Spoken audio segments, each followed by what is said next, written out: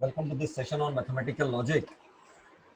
In this session, we will discuss the basic concepts of mathematical logic. We will talk about what are propositions, and we will see how to convert an atomic proposition into a compound proposition with the help of connectives. Right? So this is what we are going to discuss in today's lecture. So let's begin. The propositional logic, the mathematical logic essentially that we are going to talk about is basically divided into two parts. One is called the propositional logic and the other is called the predicate logic. Right? We are going to study both, but we'll start with propositional logic. Now the propositional logic, the basic concept or the basic element of the propositional logic is the statement or the proposition. Now what is a statement or a proposition? It's a sentence, it's a statement which is either true or false.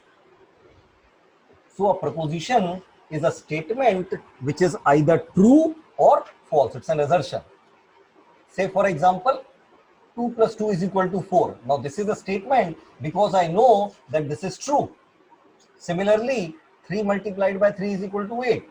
This is once again a statement, although I know that it is a false statement. So every proposition can have a truth value. The truth value of the proposition can be either true or false. So any statement which has a well-defined truth value, it may be true or false, is called a proposition. Say for example, this is again a statement. This is a prime number. I'm not sure whether it is true or false, but it will be either definitely be a true statement or a false statement. There is no ambiguity in this. Right? Similarly, if I say it is raining, now this again is a proposition because this can either be true or false. There cannot be any ambiguity over here. It will be either be raining or it is not raining. Similarly, today is Monday. Again, this is a proposition, right? Because it will have a definite answer, either true or false. There is no ambiguity over here. Non-examples, if I take this case, x plus y is greater than 0, now this expression can have either a value of true or a value of false depending upon the value of x and y. So this is not a proposition. A proposition is a statement which has a clear defined value of either true or false. Whereas the statement x plus y greater than 0 or the statement that is given below it, that is x square plus y square is equal to z square, these statements can have either a value of true or a value of false depending upon the variables x, y and z. So they are true for some values of x, y, they are false for other values of x, y. So these are not propositions, right? I hope this is clear now. Some more examples. It is raining, as I said earlier, it's a proposition. Beijing is the capital of China, again a proposition. 1 plus 2 is equal to 3, again a proposition, right? These two, this statement if I talk about, if I see outside from a window, I can say that this has a truth value of false. Right? But in some cases, or if I take the case of, let us say 1 hour prior to this time, it would have been true, but it would have been definitely true or false. There is no ambiguity over here. Now, these statements that are given over here are not propositions. An interrogative statement cannot be a proposition. See, the simplest test of whether a statement is a proposition or not is by trying to answer the statement. If you can answer the statement in either a true or false. La la la la la la. This is a meaningless interjection. This is simply a tune. You cannot say whether it is true or false. Just do it. It is a command. Yeah, I sort of done a whatever. This is again a vague statement. 1 plus 2, right? This statement again, it's quite similar to this statement, but again, this is not a proposition. Why? Because this is simply an expression. and we are not comparing it to some value, so that we cannot say whether it is true or false. So in a nutshell, any statement that has a clearly defined truth value, the truth value can be either true or false. But if a statement has a clearly defined truth value, it is a proposition. Otherwise, it is not a proposition. Now, a simple statement like it is raining, this is called an atomic proposition. Right? This is a single statement. This is called an atomic proposition. Similarly, if I say Delhi is India's capital, right? This is once again an atomic proposition. Again, I can write 1 plus 2 is equal to 5. This is again an atomic proposition. Please remember, it can have a truth value of true or false, does not make any difference, but these three are all atomic propositions. Now, I can combine these atomic propositions. I can say it is raining and I have an umbrella. Now, if I say this statement, you can see that there I am making the statement out of two statements. It is raining. This is again a proposition which can have either a value of true or false. I have an umbrella. This is again a proposition which can have a truth value of either true or false. And I have joined them both by using a AND word. Keyword AND. Now, this word AND is called the connective. An operator or connective combines one or more operand expressions into a larger expression. Now, this statement, this proposition that I have obtained by combining two atomic propositions by using a connective is called a compound proposition.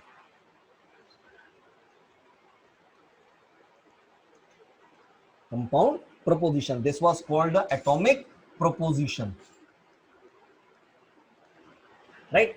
Propositional or Boolean operator. They are also called Boolean operator. Why? Because they only have two possible values, true or false. The propositional or Boolean operators operate on propositions or truth values instead of numbers. Let us see the different operators or connectives. These are some of the popular Boolean operators. We have the negation operator, we have the conjunction operator, we have the disjunction operator, exclusive or operator, implication operator, and biconditional operator. These are the 6 operators that we are going to use much in case of mathematical logic. If we have studied Boolean algebra as a part of logic design, then you might be familiar with 1, 2, 3, and 4. 4 out of these 6 logic operators. Not or the negation operator is usually represented by this symbol, or we sometimes also use this symbol for this. This is called the conjunction operator. This is called the conjunction operator, and it is similar to your AND operation in the Boolean algebra. This is the disjunction operator, similar to the OR operation. This is the exclusive OR operator. This is implication, and this is biconditional. Implication, if you remember, we also discussed about the implication when we were talking about the transitive and anti-symmetric relations. Right? Now, sometimes there's a little bit of confusion between how to remember the symbols for conjunction and disjunction. Right? Conjunction and or. So, let me tell you a trick that I normally use. And starts with an A, and this symbol looks like a A, right? So I say that this is the AND operator, and this does not start with an A, so this is a OR operator. This is just a silly way how I remember these operators. So if you want, you can devise your own method, or if you can remember them as it is, it's an excellent thing. Now let's discuss these operators one by one. Let's start with the negation operator. Now the unary negation operator, we call it a unary operator because it requires only one proposition. The unary negation operator, either this symbol or sometimes you'll also find this symbol, transforms a proposition into its logical negation, right? If I say today is raining, so the negation will be today is not raining, it is not raining today.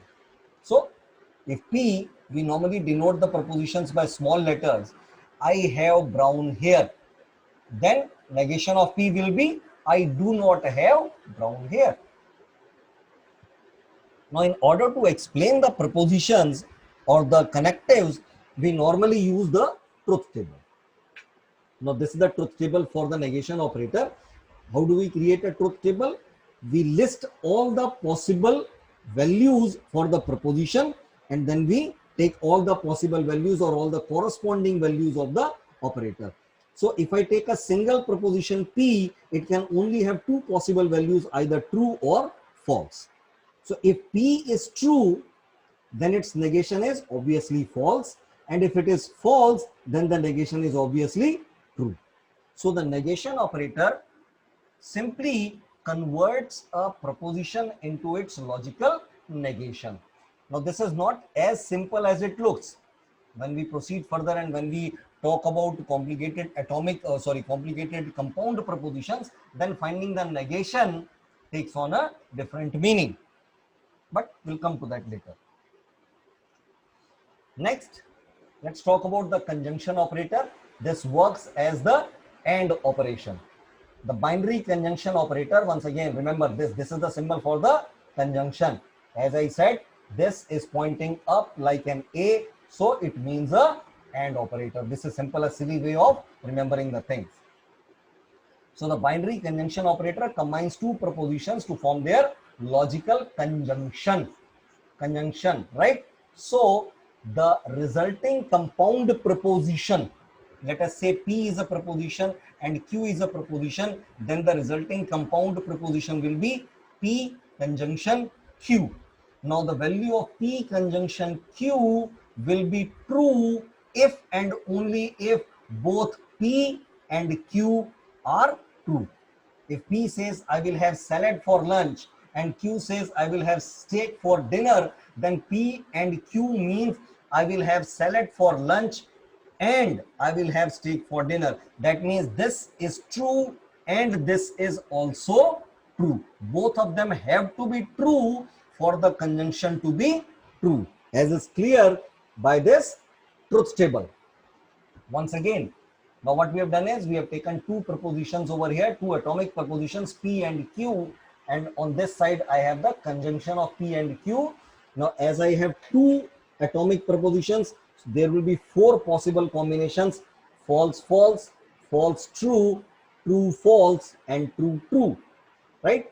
Out of these four, only one case the compound proposition is going to have a true value. That is the case when both the component atomic propositions have the value true.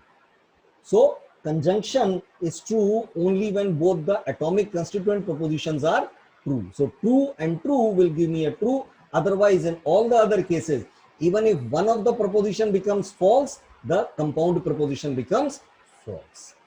These two operators, these two operations are sufficient to express any Boolean truth table. Now the next is the disjunction operator. Disjunction operator is like your OR operation, right? This is represented by this symbol. The disjunction operator, this combines two propositions. Once again, we are combining two propositions. We have a proposition, let us say we have a proposition P and a proposition Q, and we can combine them by using the disjunction. It means this compound proposition becomes true when either this is true or this is true or both of them are true. Now you can also understand it like this, that this compound proposition P or Q can be false if and only if both P and Q are false. In all the other cases, this will be true. As an example, let us say the proposition P says my car has a bad engine, Q says my car has a bad carburetor, right?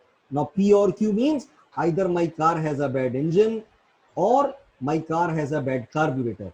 Now having a bad engine does not prevent your car from having a bad carburetor as well, or vice versa.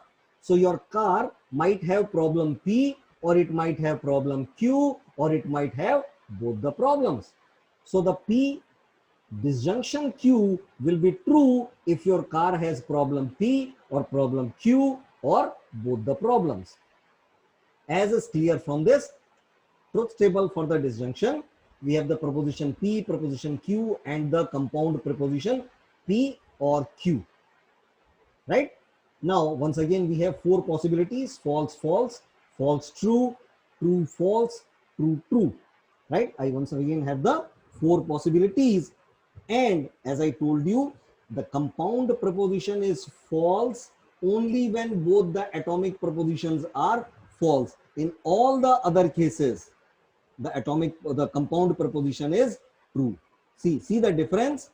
If I talk about, let us say, P conjunction Q, then the truth table was something like F, F, F, T, right? See, in these two cases, in case of conjunction, I had both the atomic values.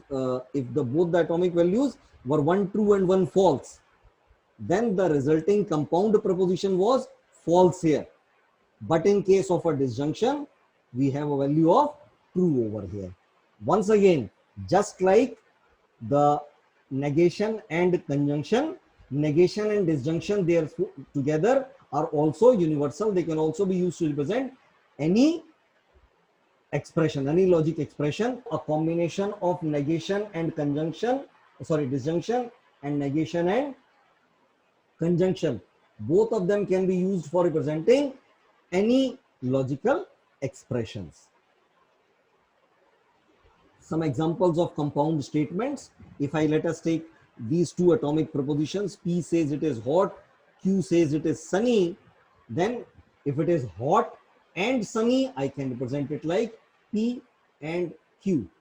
It is not hot but sunny, I can say not of P and Q, right? Negation P, conjunction Q, right? This simply says that preposition P is false and the negation of this preposition is being conjuncted with the preposition Q. It is neither hot nor sunny. That means P is false and Q is false, right? I could have said it is hot but not sunny. That would have been P and not of Q, right? In this way, you can convert the statements. This is called the informal language. This is called the formal language, right? What we are doing over here is we are converting from informal to formal. We are converting from informal to formal. We are converting from informal to formal, right? Or suppose what I say, if I give you this statement, let us say, right? And I say what this statement actually means in simple plain English. Now what you are doing is you will convert from formal to informal. You will say that it is hot or it is not sunny, simply. This is how we can convert from formal to informal. So the statements or the prepositions can be converted from informal to formal or vice versa, right? This is the simple plain English version is called informal, and this mathematical version is called the formal representation. Now, if we are having more than two expressions, more than two propositions, and you are combining those more than two expressions using the logical connectives, now you might need to nest the propositional expressions, right? Let's take a simple example to understand this. Let us say I have this statement, I just saw my old friend and either he has grown or I have shrunk, right? Now this is one part of the statement, I just saw my old friend. and this is the other part, either he has grown or I have shrunk. Right? Now we represent it like, let us say this is the preposition F, this is the preposition G, this is the preposition S. We say F conjunction G disjunction S, and we enclose the G disjunction S in parenthesis. Now why are we doing this? Please see over here. If I write it like this, it means I just saw my old friend and he is grown or I have shrunk. Now this simply means here what we are doing is we are combining this statement with this statement. That means both of them have to be true, as well as this has to be, this can be either true or false for this entire statement to be true. And if I say F and G or S, it again will be ambiguous. If I simply say I just saw my old friend and he's grown or I have shrunk. So either he has grown or I have shrunk, this statement putting either this or this basically helps us to put these in parentheses. Now once again, the laws of precedence or the precedence also applies to the propositional logic. The negation takes precedence over both conjunction as well as disjunction, right? That means negation of S and F means negation of S and F and not negation of S and F. This is an important point. Please keep this in your mind. Let's take a simple exercise. Let the preposition P say it rained last night. The preposition Q say the sprinklers came on last night. R say the lawn was wet this morning. Now this exercise we are going to convert formal statement into informal statements, right? So the preposition P said it rained last night. So negation of P will be it did not rain last night. Simple. If I say R and not P, right? R said the lawn was wet this morning and P says it rained last night. So this will become the preposition R is being used as it is and the preposition P is being negated, and then this negation of the preposition P is being ended with the preposition R. So it means the lawn was wet this morning and it did not rain last night, right? This indicates the and this negation is causing this, right? Now we have not of R or P or Q. So this means either the lawn was not wet this morning, either the lawn was not wet this morning, or it rained last night, or the sprinklers came on last night. As we have both or and or, so either the lawn was not wet this morning, this negation is causing this was not, this is causing this or, and this is bringing on this or, right? So this is how you convert the formal to informal statements.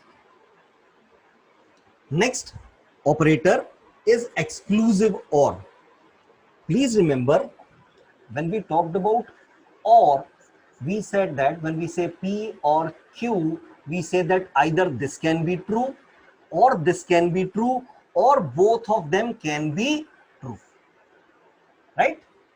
So if I talk about the truth table, P, Q and P or Q, if both of them are false, then it is false. If false true, it is true. If true false, then it is true. And if both of them are true, then too it is true, right? So it is true in all these cases. So now let's talk about exclusive or, right? Exclusive or specifically says when only one of the options can be true. A simple example could be, would you take coffee or tea? I will take coffee or I will take tea. Now I cannot take both of them. I can, but usually I don't take both of them simultaneously. So here I will use exclusive or and I'll use this symbol, which must be familiar to the people who are studying logic design. How to construct a compound statement? P, Q, and this is the exclusive OR. Now please see the difference. If both the values are true, cannot be. So both the values together cannot be true, and both the values together false. Again, it gives me a value false. So exclusive OR is true only when one of the atomic propositions is true and the other is false. When one of the atomic propositions is true and the other is false, right? So look at the true rows. The true rows are only when one of them is true, other is false.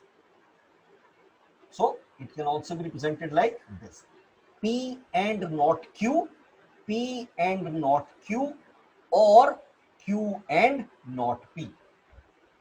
This is giving me this part of the expression. This is giving me this part of the expression. Right?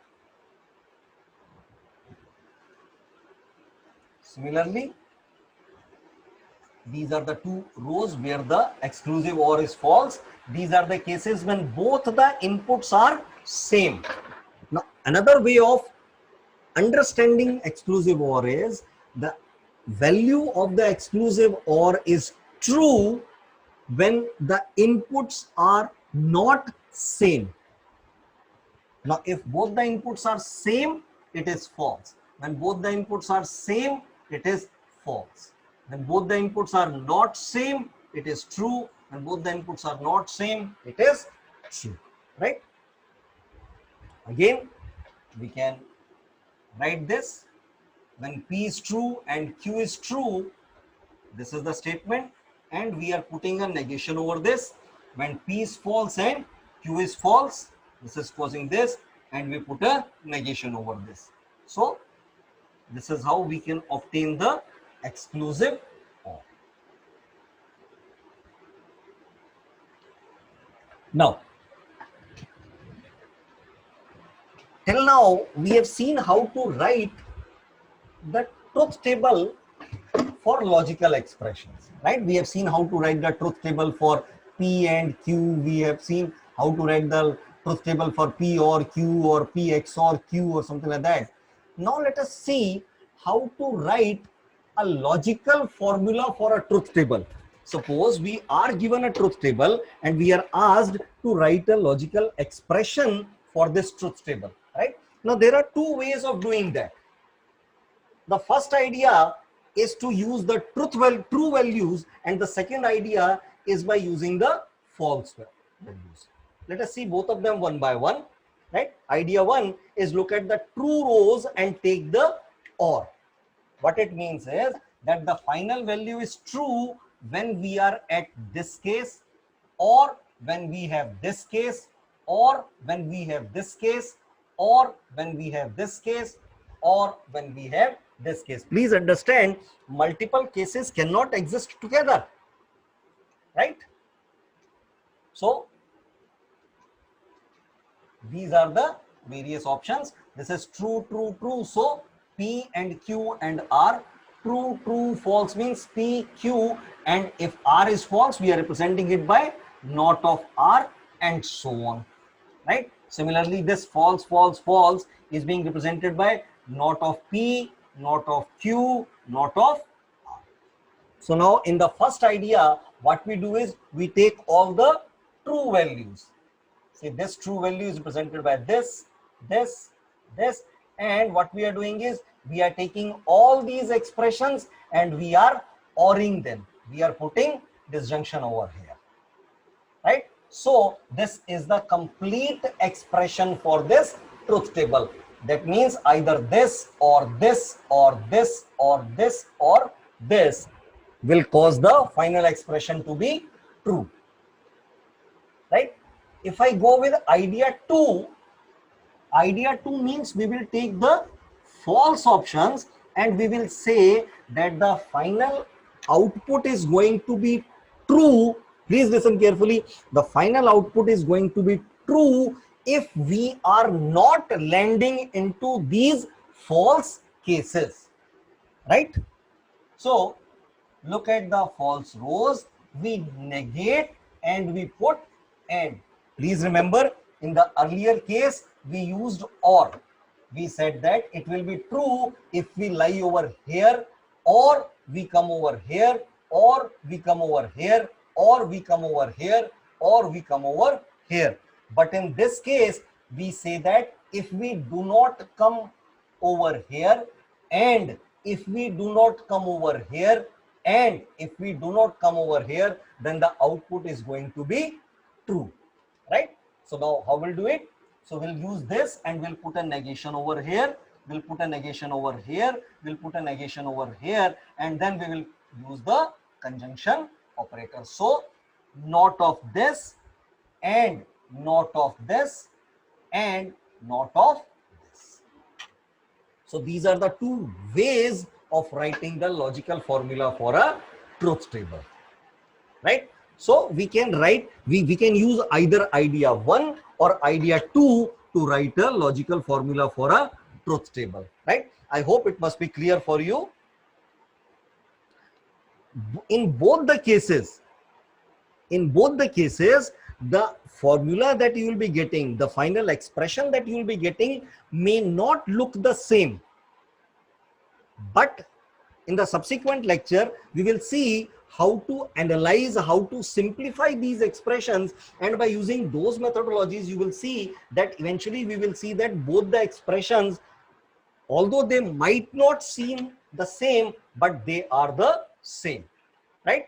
So I hope this will be clear. So this was about the simple propositional logic.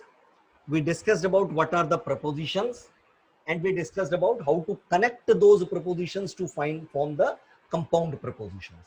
In the subsequent lectures, we are going to talk about how to use or how to draw inferences from these propositions, right? Till then, thank you.